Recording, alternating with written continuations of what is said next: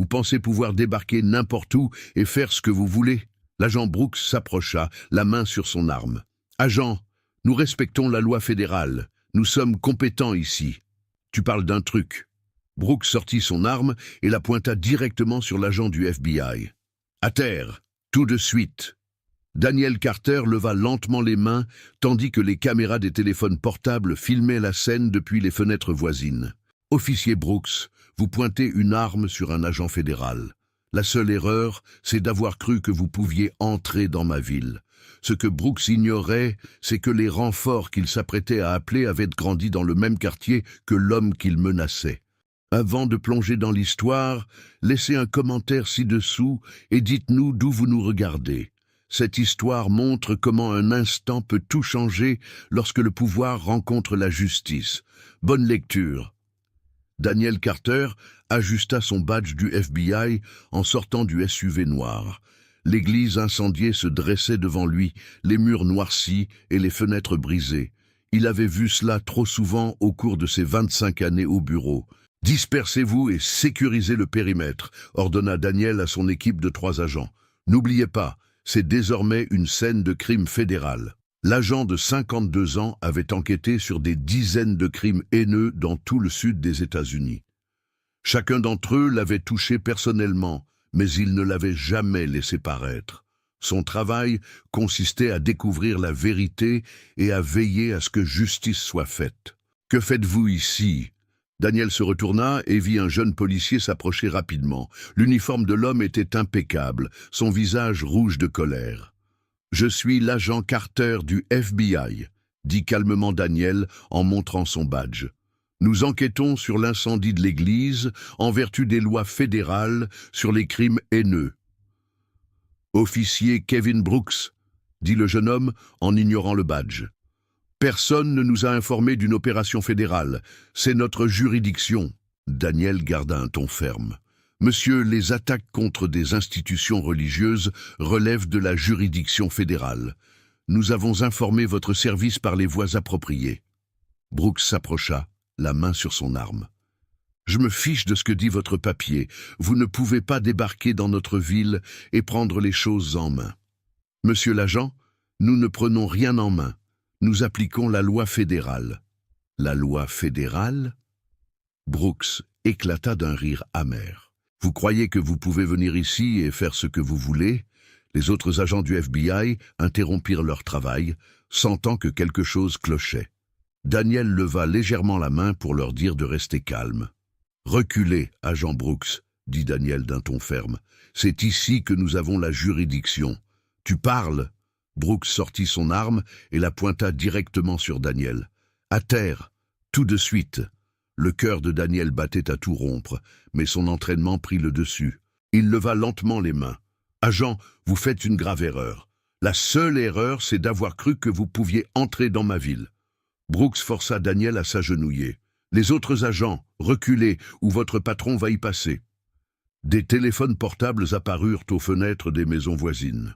Daniel vit les membres de la congrégation filmer tout ce qui se passait. Cela allait prendre des proportions bien plus importantes qu'un simple policier en colère. « Agent Brooks, » dit Daniel calmement, « vous pointez une arme sur un agent fédéral. Réfléchissez à ce que vous faites. » Mais Brooks ne réfléchissait pas. Il agissait sous l'emprise de quelque chose de plus profond, quelque chose qui couvait depuis des années.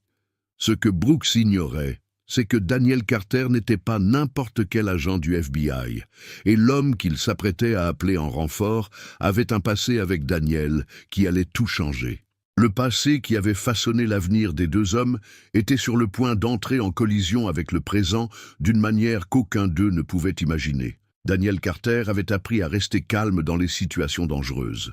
Ayant grandi dans les quartiers défavorisés d'Atlanta, il savait que perdre son sang-froid ne faisait qu'empirer les choses. Sa femme, Sarah, disait souvent qu'il pouvait tout gérer. Elle était morte dans un accident de voiture 5 ans auparavant, le laissant seul pour élever leur fille Zoé. Aujourd'hui, âgée de 19 ans, Zoé était en première année à l'université Spelman, où elle étudiait pour devenir avocate. Comme son père avait toujours voulu qu'elle le fasse. « Restez à terre et ne bougez pas », ordonna Brooks, son arme toujours pointée sur la tête de Daniel. Daniel pensa à Zoé. Elle devait être en cours à ce moment-là, probablement en train de prendre des notes et de poser des questions intelligentes. Il ne pouvait pas laisser la situation empirer. L'agent Kevin Brooks venait d'un monde différent. Son père et son grand-père avaient été policiers. Il lui avait appris que le respect venait de la peur, pas de la confiance. En 2 ans dans la police, Brooks avait fait l'objet de 5 plaintes pour usage excessif de la force. Toutes avaient été rejetées par ses supérieurs. « J'ai appelé des renforts », annonça Brooks. « Les vrais flics arrivent !» Daniel connaissait le protocole. Tout incident impliquant des agents fédéraux devait être immédiatement signalé au chef de la police.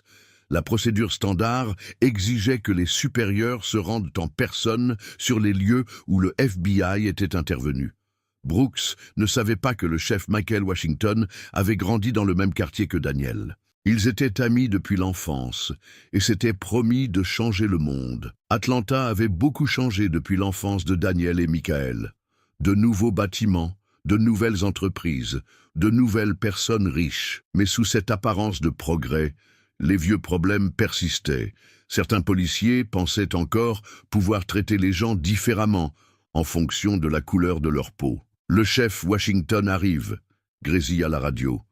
Brooks sourit. « Bien, il va régler ça. » Oh, Daniel faillit sourire lui aussi. Michael Washington allait certainement régler ça, mais pas comme Brooks s'y attendait. Les membres de la congrégation continuaient à filmer avec leur téléphone. Cet incident était sur le point de faire la une des journaux. Daniel espérait que Michael saurait gérer la situation comme il fallait. Le chef de la police arrive et les protocoles qui semblaient routiniers sont sur le point de prendre une tournure très personnelle. Le chef Michael Washington était en train d'examiner les rapports budgétaires lorsque sa radio grésilla. « Chef, nous avons un code 7 à l'église incendiée sur Martin Luther King Drive. L'agent Brooks tient des agents fédéraux en joue. » Michael laissa tomber son stylo. Le code 7 signifiait un incident impliquant les forces de l'ordre fédéral. C'était exactement le genre de situation qui pouvait détruire des carrières et faire la une des journaux nationaux. « J'arrive. Envoyez immédiatement le sergent Martinez et le lieutenant Davis. Personne ne doit s'approcher avant mon arrivée. » Michael était chef de la police depuis 8 ans. Il savait que pointer une arme sur des agents du FBI était une erreur qui pouvait mettre fin à une carrière. Mais plus que cela, il savait quelque chose que Brooks ignorait. Le trajet jusqu'à l'église prit 12 minutes. Michael en profita pour appeler le bureau du maire et le directeur régional du FBI. Tous deux devaient être informés de la situation avant que les médias ne s'en mêlent. À son arrivée, Michael vit exactement ce à quoi il s'attendait. Brooks tenait un agent du FBI à genoux, tandis que d'autres agents fédéraux se tenaient en retrait, les mains bien en évidence. Les caméras des téléphones portables enregistraient tout depuis les maisons voisines. « Officier Brooks, baissez votre arme immédiatement », ordonna Michael en sortant de sa voiture. « Chef, ces agents fédéraux se sont présentés sans notification préalable. Je sécurise les lieux. Vous êtes en train de créer un incident. Baissez votre arme et reculez. » Brooks hésita. Il n'avait jamais vu le chef Washington aussi en colère. Lentement, il baissa son arme, mais la garda prête à tirer. « Faites-moi votre rapport immédiatement », ordonna Michael. Michael s'approcha pour aider l'agent à genoux à se relever. Lorsque l'homme se retourna, le cœur de Michael s'arrêta de battre. Il se trouvait face à Daniel Carter, son ami d'enfance, des quartiers défavorisés. « Êtes-vous blessé, agent Carter ?» demanda Michael en gardant un ton professionnel. « Je ne suis pas blessé, chef Washington. Merci d'avoir réagi si rapidement. » Brooks observait la scène, perplexe. Le chef semblait connaître personnellement cet agent du FBI. C'était impossible. Le chef Washington était un bon policier qui soutenait ses hommes. « Agent Brooks, vous êtes suspendu pendant l'enquête. Remettez votre arme et votre badge. » « Chef, je ne faisais que mon travail. Ces gens sont venus ici sans autorisation. Vous avez pointé une arme sur un agent fédéral. Ce n'est pas du travail de policier. C'est un crime fédéral. » Brooks comprit enfin qu'il était dans le pétrin. Mais il n'avait aucune idée de la gravité de la situation. Le lien qui unissait Daniel et Michael depuis l'enfance est révélé, montrant comment deux garçons, issus de quartiers défavorisés, ont choisi des chemins différents pour atteindre le même objectif. 1980. HLM Techwood, Atlanta. Daniel Carter, 10 ans, raccompagnait chaque jour Michael Washington, 8 ans, de l'école à la maison. Les HLM étaient dangereux pour les jeunes enfants, et Daniel avait promis à la mère de Michael de veiller sur lui. « Pourquoi veux-tu devenir policier ?» demanda Daniel, alors qu'il montait les escaliers menant à l'appartement de Michael. « Pour protéger les gens comme tu me protèges, » répondit Michael. Daniel sourit. « Moi, je veux être avocat. Comme ça, je pourrais utiliser la loi pour aider les gens. » Leur mère, Rosa Carter et Betty Washington, travaillaient toutes deux comme infirmières à l'hôpital Grady. Elles faisaient des doubles gardes pour payer le loyer et acheter à manger.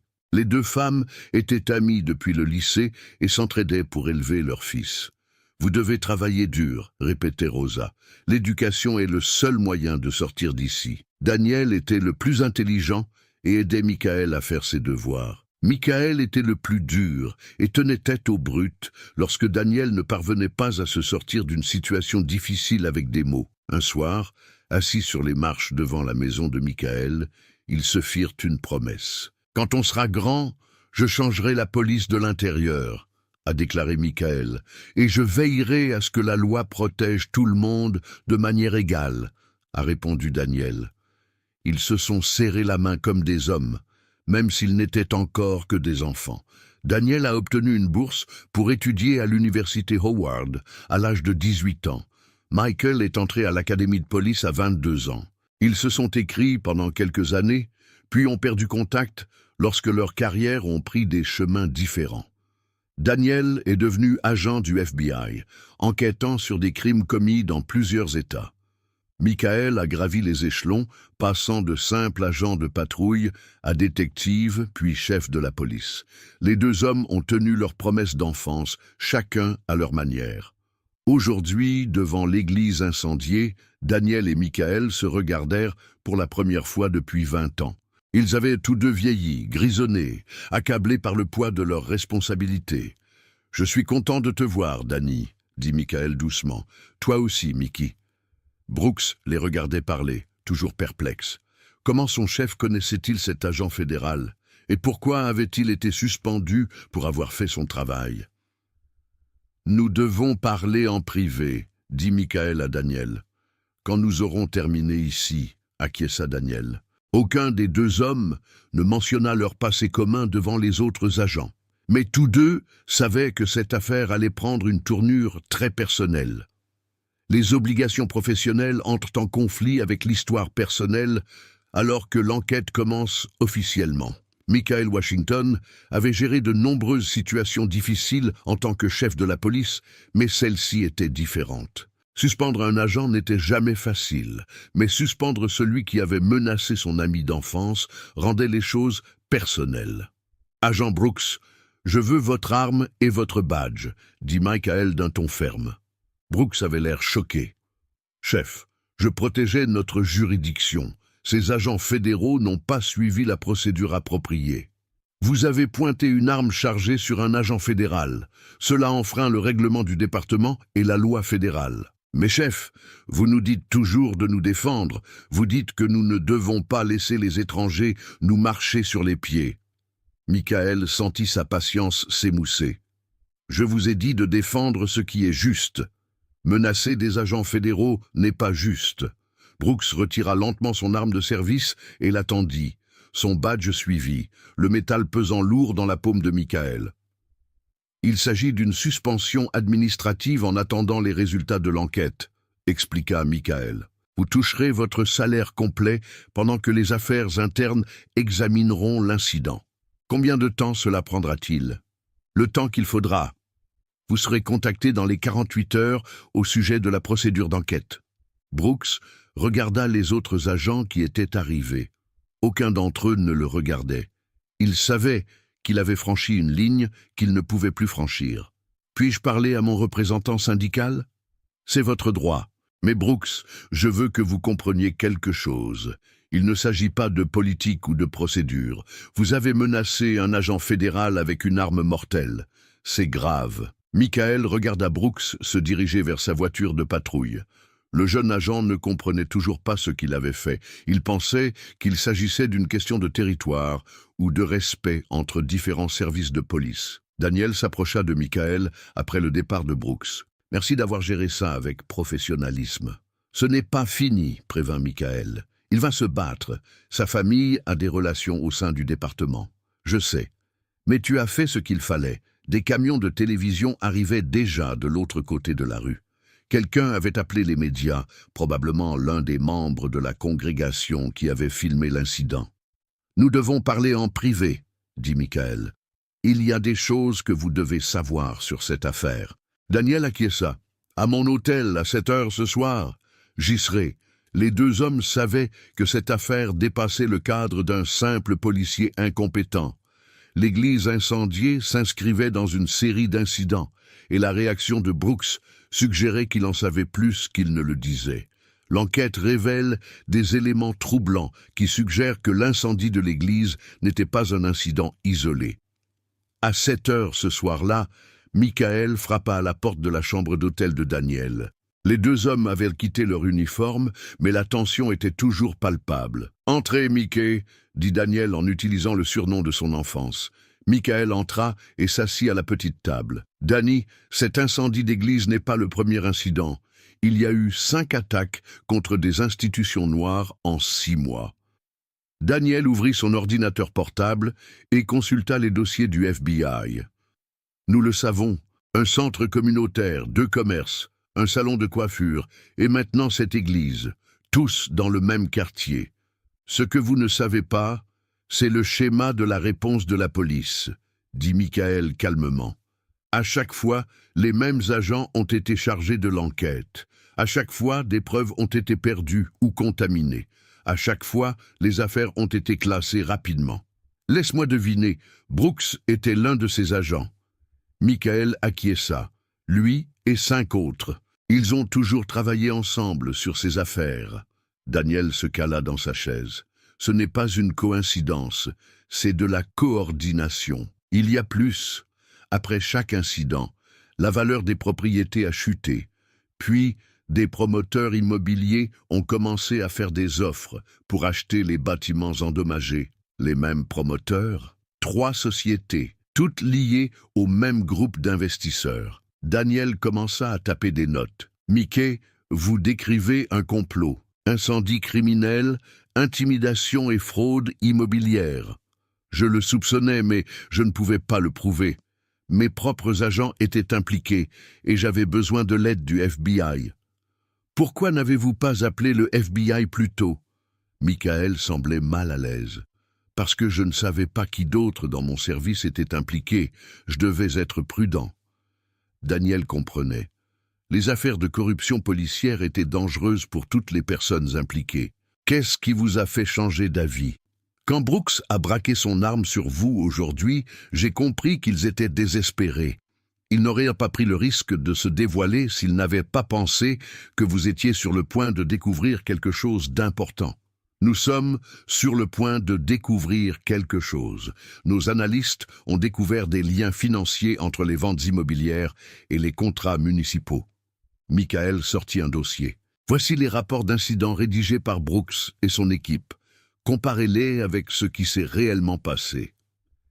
Daniel lut les rapports. Chacun minimisait les dégâts et suggérait que les incendies étaient des accidents ou des farces. Aucun ne mentionnait la possibilité d'un crime haineux. « C'est une falsification de preuves, » dit Daniel. « Je sais, mais j'avais besoin de la juridiction fédérale pour enquêter sur mes propres agents. Tu l'as maintenant. » Les deux hommes savaient qu'ils étaient sur le point de découvrir quelque chose qui allait ébranler tout le département de police. L'enquête s'élargit à mesure que de nouvelles preuves révèlent l'ampleur réelle du complot. Le lendemain matin, Daniel appela son supérieur à Washington. « J'ai besoin d'une équipe complète ici. C'est plus grave qu'un simple crime haineux. »« À quel point ?» demanda la directrice adjointe Karen Mills. « Corruption policière, complot, Fraude immobilière. Nous sommes face à des violations des droits civils fédéraux et à du racket. Vous aurez tout ce dont vous avez besoin. En quelques heures, 3 analystes du FBI arrivèrent du bureau local d'Atlanta. Daniel demanda également des spécialistes des crimes financiers et des violations des droits civils. Michael mit des bureaux à la disposition de l'équipe fédérale au siège de la police. C'était risqué, mais nécessaire pour montrer sa coopération. « Je veux avoir accès à tous les dossiers de l'année dernière », dit Daniel à Michael. « Vous l'aurez. J'affecte également l'inspectrice Maria Santos à votre équipe. Elle est irréprochable et s'est déjà penchée sur ses affaires. » L'inspectrice Santos était une vétérane de 15 ans, avec un excellent dossier. Elle avait remarqué des similitudes, mais ne pouvait enquêter sans le soutien de la hiérarchie. Les ventes immobilières ont eu lieu quelques semaines après chaque incident, expliqua Santos à l'équipe fédérale. La même agence immobilière s'est occupée de toutes les transactions. L'analyste financier de Daniel, l'agent Thompson, a suivi la trace de l'argent. 3 sociétés écrans, toutes liées à un groupe holding. Les mêmes investisseurs qui ont obtenu les contrats municipaux pour les nouveaux projets de développement. Pendant ce temps, Daniel a interrogé le révérend Grace Williams, le pasteur de l'église incendiée. « Il voulait acheter notre propriété il y a 6 mois, a-t-elle expliqué. Lorsque nous avons refusé, des choses étranges ont commencé à se produire. Des fenêtres cassées, des graffitis, des appels téléphoniques menaçants. Avez-vous signalé ces incidents à la police? Oui, mais rien ne s'est passé. L'agent Brooks est venu 2 fois et a dit que c'était probablement juste des gamins. Daniel prit des notes détaillées. Brooks avait délibérément minimisé les menaces afin d'empêcher toute enquête. L'équipe s'entretint également avec Marcus Thompson, un journaliste local qui enquêtait sur les irrégularités dans les délais d'intervention de la police. Les quartiers noirs bénéficient systématiquement de délais d'intervention plus longs, expliqua Thompson. Mais ces incidents particuliers ont reçu une réponse immédiate de la part du même groupe d'agents. « Comme s'ils attendaient les appels », observa l'agent Santos. « Exactement. Ils savaient quand et où intervenir, parce qu'ils savaient ce qui allait se passer. Le soir venu, l'équipe fédérale disposait de suffisamment de preuves pour demander la constitution d'un grand jury. Mais Daniel voulait surprendre les conspirateurs en flagrant délit. « Nous devons mettre en place une surveillance, » dit Daniel à Michael. « S'ils préparent un autre incident, nous devons les en empêcher. 2. Je peux fournir des renforts, mais uniquement des agents en qui j'ai entièrement confiance. Combien cela fait-il » Michael réfléchit un instant. Peut-être 12 sur 300. Daniel réalisa que la corruption était plus profonde que quiconque ne le soupçonnait. Les conspirateurs se rendent compte qu'ils font l'objet d'une enquête et la situation devient dangereuse pour toutes les personnes impliquées. Les intimidations commencèrent dès le lendemain. Michael remarqua la voiture banalisée garée en face de chez lui lorsqu'il partit travailler. La même voiture était là lorsqu'il rentra le soir. Lorsqu'il sortit pour voir de plus près, elle s'éloigna rapidement. Daniel subit le même genre de harcèlement. Il recevait des appels téléphoniques étranges à son hôtel à toute heure. Des voitures le suivaient lorsqu'il se rendait au bureau du FBI et en revenait. Quelqu'un avait même appelé le Spelman College pour poser des questions sur sa fille Zoé. « Ils essaient de nous faire peur », a déclaré Daniel à Michael lors de leur briefing matinal. « Ça marche sur certaines personnes », a répondu Michael. 3 agents ont demandé à être mutés hier. Ils ne veulent pas être associés à cette enquête. Le révérend Williams a appelé Daniel cet après-midi-là. Ils intensifient les menaces. Quelqu'un a jeté une brique à travers la fenêtre de ma cuisine hier soir. Il y avait une note jointe. C'est, que disait-elle? Arrêtez de coopérer ou le prochain incendie sera chez vous. Daniel a immédiatement pris des dispositions pour que le révérend et sa famille bénéficient d'une protection fédérale. Il a également renforcé la sécurité autour de l'équipe d'enquête. Ce soir-là, alors que Daniel travaillait tard au bureau local du FBI, les alarmes de sécurité se sont déclenchées. Des détecteurs de mouvement avaient détecté des mouvements dans le parking. Les agents de sécurité fédéraux ont trouvé 2 hommes vêtus de noir près du SUV de Daniel. Tous deux étaient armés et portaient ce qui semblait être des engins explosifs. « FBI, lâchez vos armes !» ont crié les agents. L'un des suspects s'est enfui. L'autre a brandi son arme et a été abattu par les agents. Il a survécu, mais a été grièvement blessé. Daniel est arrivé alors que les ambulanciers chargeaient le blessé dans une ambulance. A-t-il dit quelque chose ? Il n'arrêtait pas de demander un avocat et disait que cela n'était pas censé se passer ainsi. L'homme qui s'était enfui avait laissé tomber son téléphone portable en courant.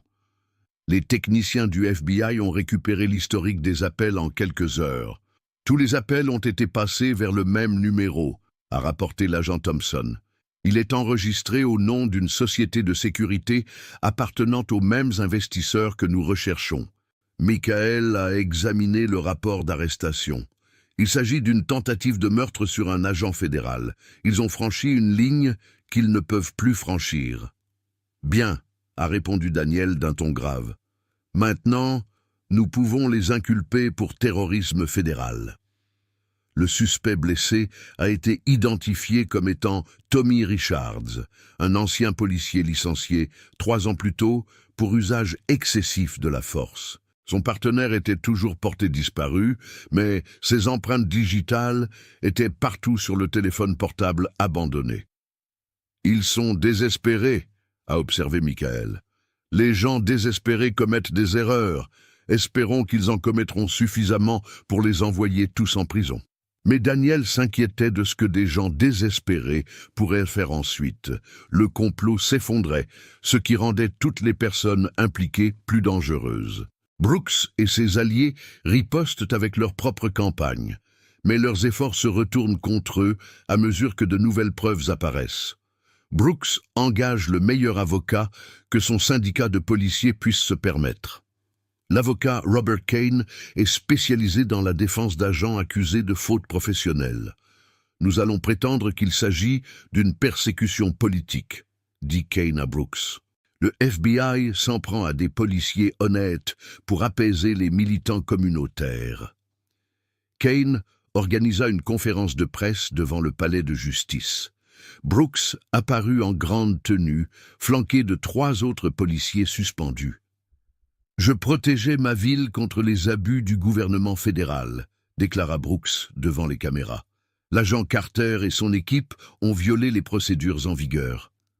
L'affaire a retenu l'attention des radios conservatrices. Quelques partisans se sont rassemblés devant le quartier général de la police avec des pancartes sur lesquelles on pouvait lire « Soutenez notre police » et « Arrêtez la tyrannie fédérale ».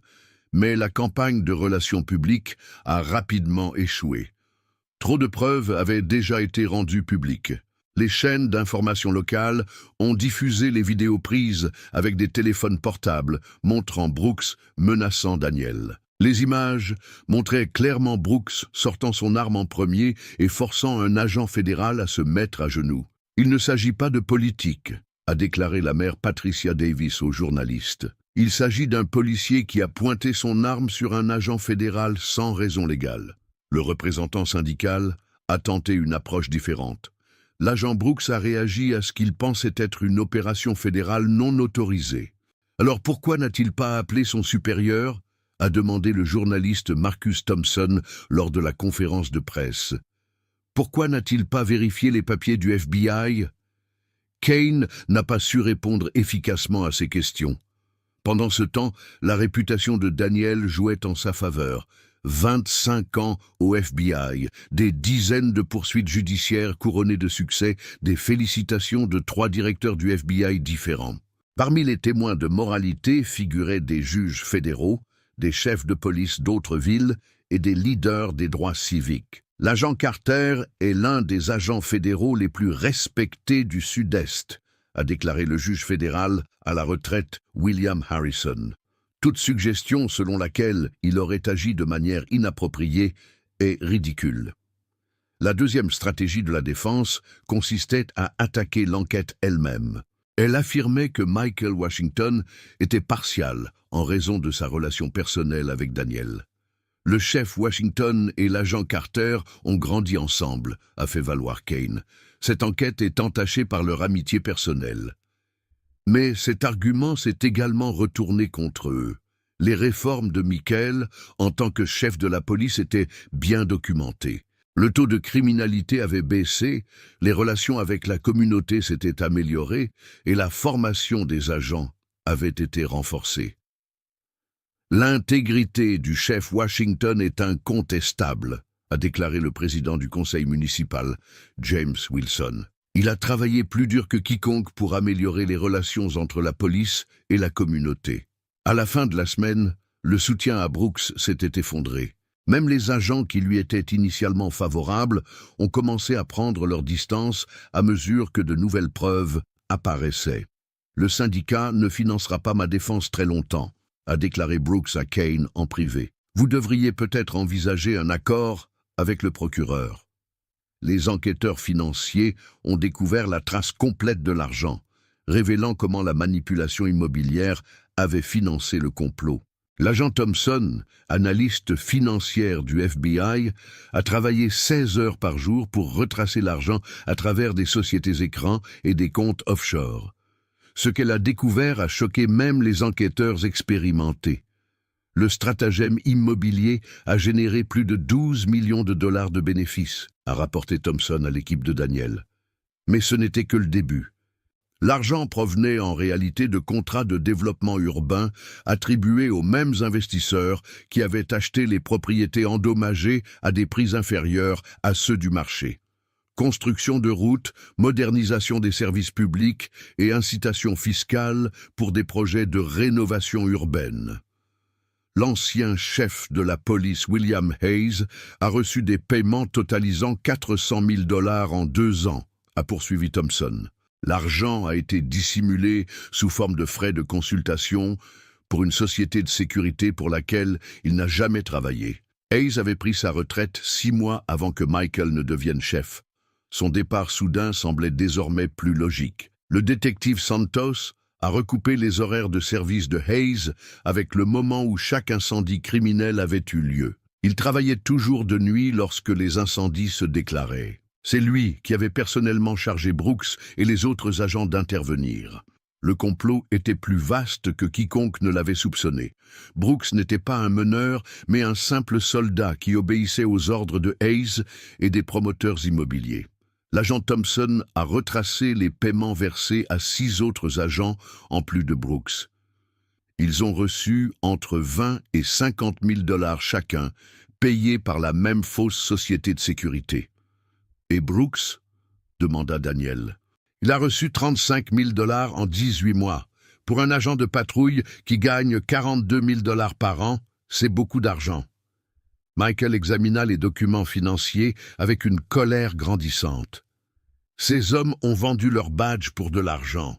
Ils ont contribué à détruire leur propre communauté pour le profit. L'enquête révéla le fonctionnement du stratagème. Les promoteurs identifiaient des propriétés de valeur dans des quartiers en plein essor. Hayes utilisait sa position pour garantir une protection policière minimale aux bâtiments ciblés. Après les incendies, l'intimidation maintenait la valeur des propriétés à un niveau bas jusqu'à ce que les investisseurs puissent les acheter à bas prix.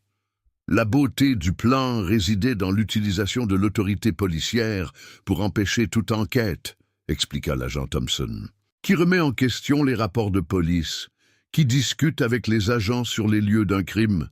Daniel examina les photos des bâtiments endommagés, sauf qu'ils sont devenus trop gourmands.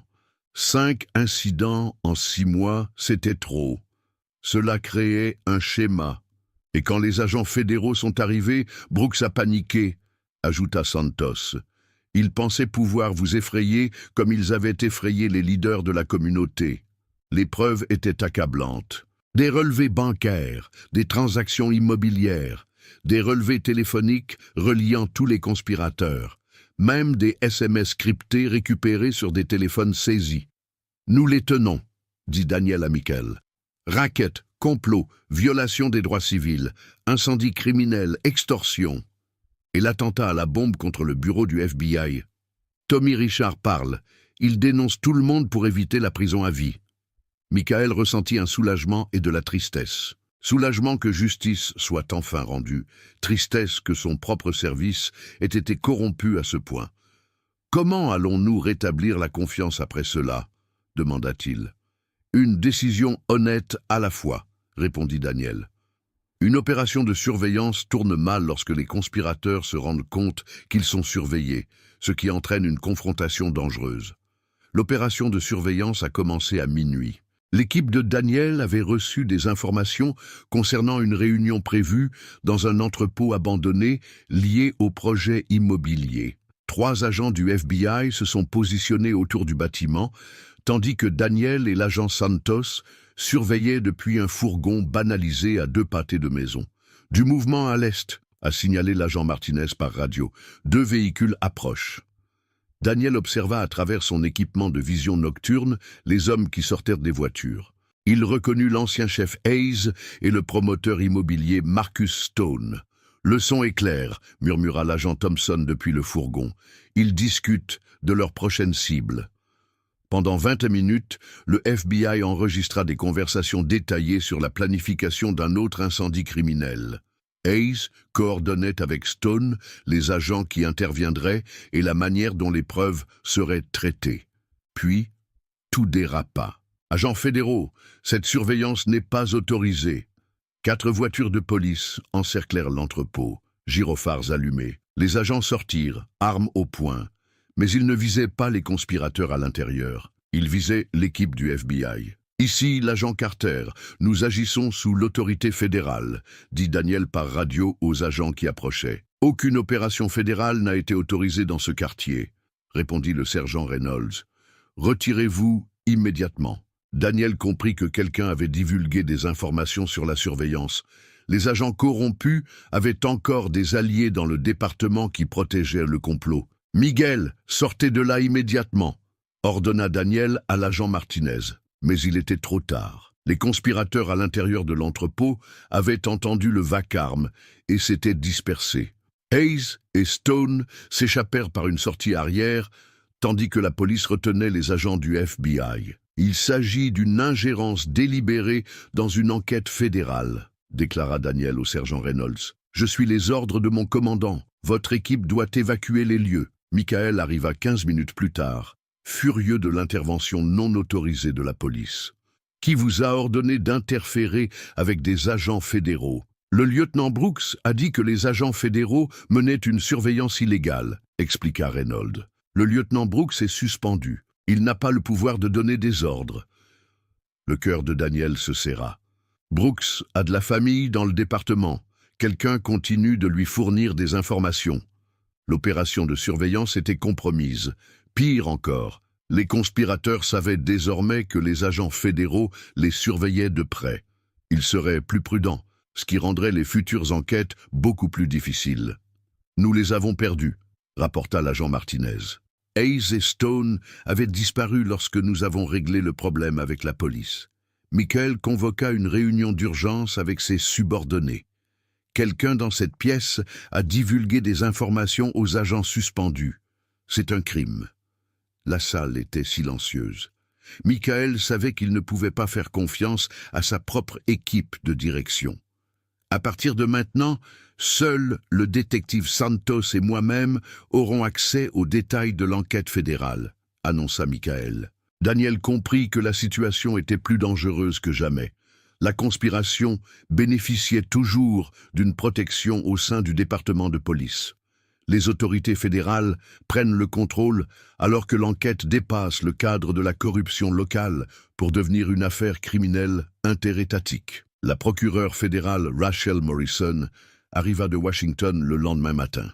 Elle était connue pour s'occuper des affaires de corruption policière que les autorités locales ne pouvaient pas traiter. « Cette enquête est désormais sous le contrôle direct du gouvernement fédéral », annonça Morrison lors d'une réunion avec Daniel et Michael. « Nous mettons en place un centre de commandement sécurisé à l'extérieur d'Atlanta. » Morrison avait déjà poursuivi des services de police corrompus dans 3 autres villes. Elle savait à quel point ces complots pouvaient être profonds et dangereux lorsqu'ils étaient menacés. « Chef Washington, je retire temporairement votre service de cette affaire, » dit-elle à Michael. « Il y a trop de fuites, trop d'ingérence. Michael comprit, mais se sentit frustré. Ce sont mes agents qui ont créé ce gâchis. Je veux aider à le nettoyer. Vous pouvez nous aider en identifiant les agents en qui vous avez confiance.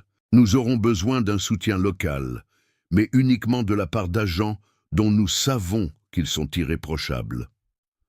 Morrison installa le centre de commandement fédéral dans un bâtiment du FBI situé à une 50aine de kilomètres d'Atlanta. Seuls les agents disposant d'une habilitation de sécurité maximale pouvaient y accéder. Nous traitons désormais cette affaire comme une enquête sur le crime organisé, expliqua Morrison à l'équipe élargie de Daniel. Des accusations au titre de la loi RICO, de complot et de violation des droits civils en vertu de la législation fédérale. L'équipe s'est agrandie pour inclure des spécialistes de la Division des droits civils du ministère de la Justice et des enquêteurs spécialisés dans les crimes financiers du ministère des Finances. Nous avons identifié des cas de corruption dans 12 autres services de police de Géorgie, a rapporté l'agent Thompson.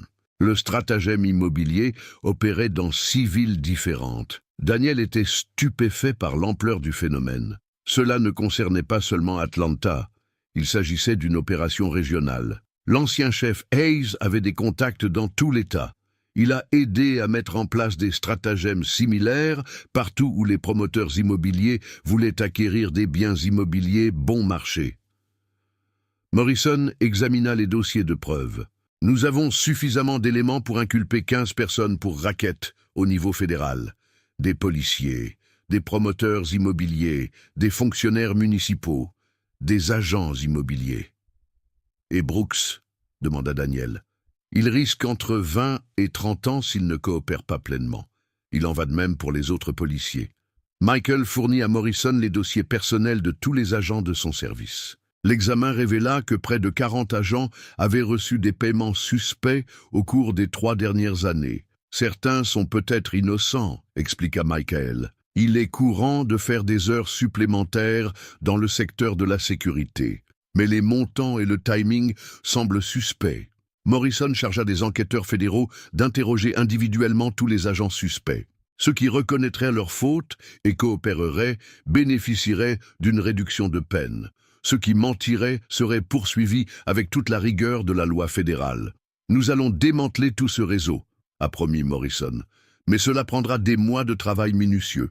Daniel était soulagé que l'affaire bénéficie enfin des ressources qu'elle méritait. Mais il s'inquiétait des dommages causés aux relations entre la police et la communauté à Atlanta. « Comment allons-nous rétablir la confiance après cela ?» a-t-il demandé à Morrison. « C'est le travail du chef Washington. Nous nous occuperons des poursuites. » Les procédures du grand jury commencent alors que l'affaire fédérale se dirige vers le procès et la justice. Le grand jury fédéral s'est réuni dans le palais de justice du centre-ville d'Atlanta. 23 citoyens allaient entendre les preuves et décider s'il y avait lieu de prononcer des inculpations pénales contre les conspirateurs. Le procureur Morrison a passé 2 semaines à présenter l'affaire. Des relevés bancaires, des enregistrements de conversations, des témoignages et des preuves matérielles provenant des scènes de crime. Daniel a témoigné pendant 6 heures au sujet de l'enquête. Il a expliqué comment le mode opératoire des incendies criminels avait permis de découvrir la corruption au sein de la police et la fraude immobilière. « Agent Carter, selon votre opinion professionnelle, cette conspiration était-elle planifiée et coordonnée ?» demanda Morrison. Oui, le timing, les cibles, la réponse de la police et les ventes immobilières avaient tous été soigneusement coordonnés afin de maximiser les profits tout en minimisant les enquêtes. Michael a témoigné de la corruption interne dans son service. Il lui était douloureux d'admettre à quel point le système avait échoué. Chef Washington, combien d'agents de votre service étaient impliqués dans ce complot? Au moins 15, que nous pouvons prouver.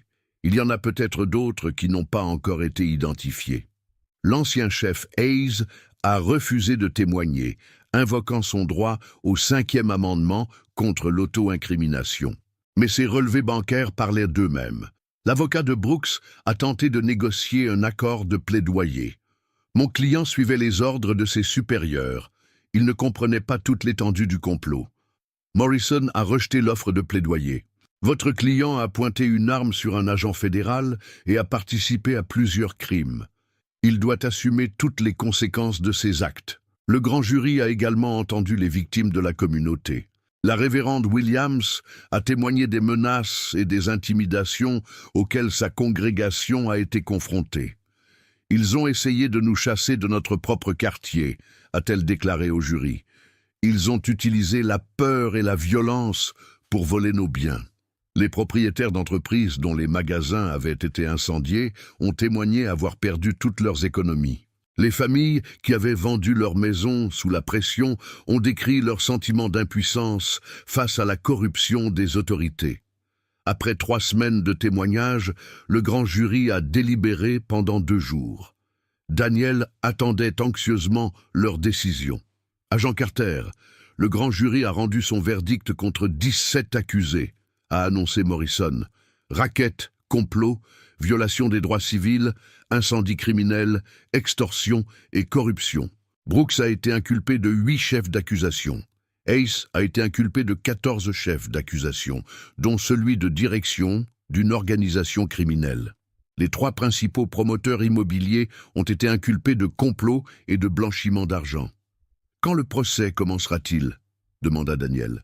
Dans 6 mois, nous avons besoin de temps pour préparer ce qui sera un procès complexe. Daniel ressentait de la satisfaction, mais aussi de la tristesse. La justice allait être rendue, mais cela avait pris trop de temps et fait trop de victimes. Michael entama le difficile processus de reconstruction de son service.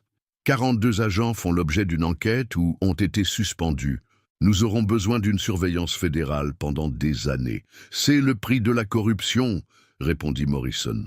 Mais c'est aussi le chemin vers la rédemption. Le procès fédéral s'ouvre sur des témoignages dramatiques et des révélations choquantes qui garantissent que justice sera faite.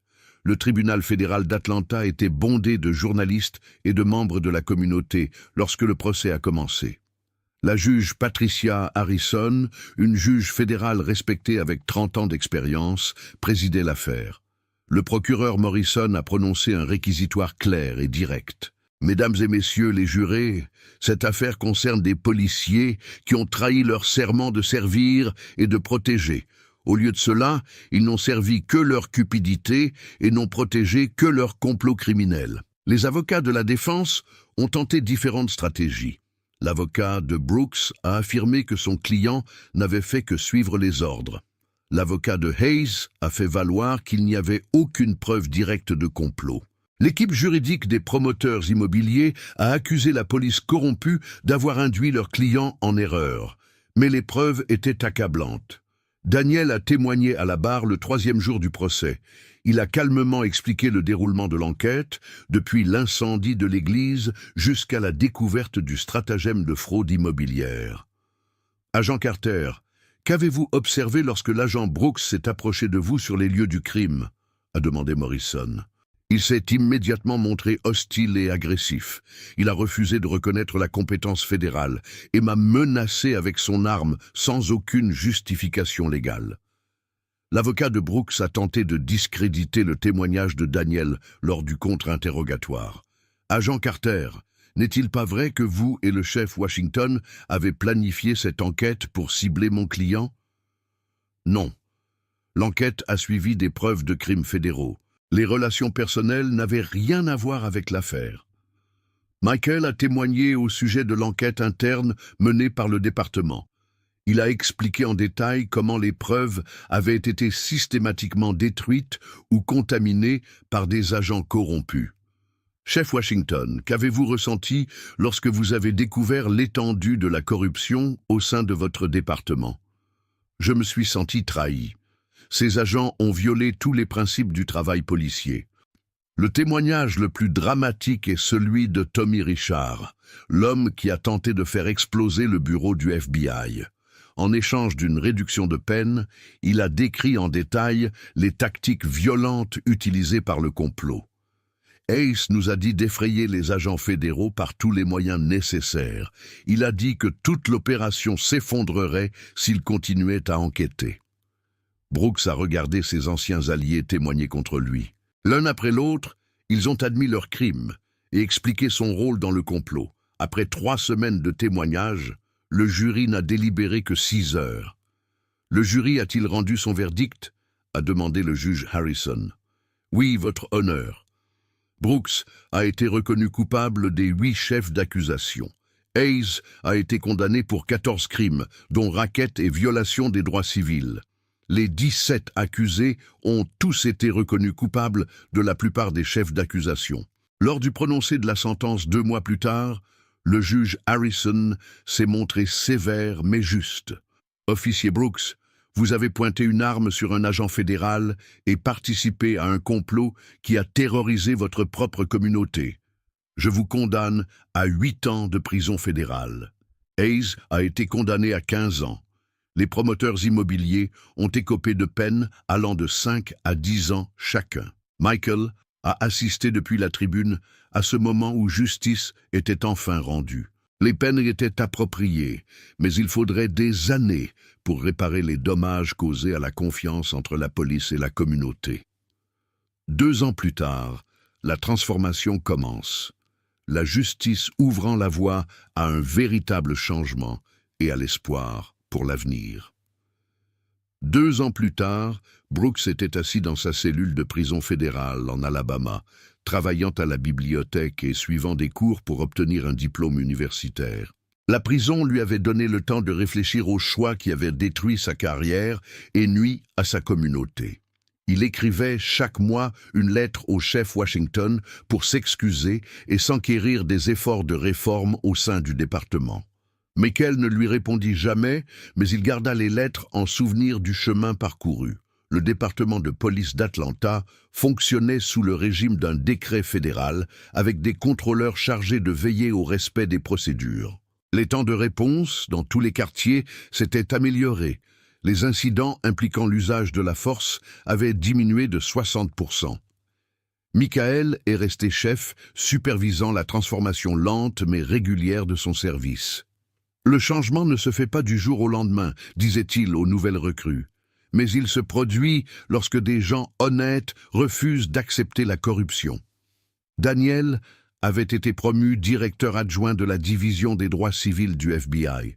Il parcourait le pays pour former les services de police locaux aux lois fédérales sur les droits civils et aux procédures appropriées. L'objectif n'est pas de punir la police, expliquait Daniel lors des sessions de formation. Le but est de garantir à tous une protection égale devant la loi.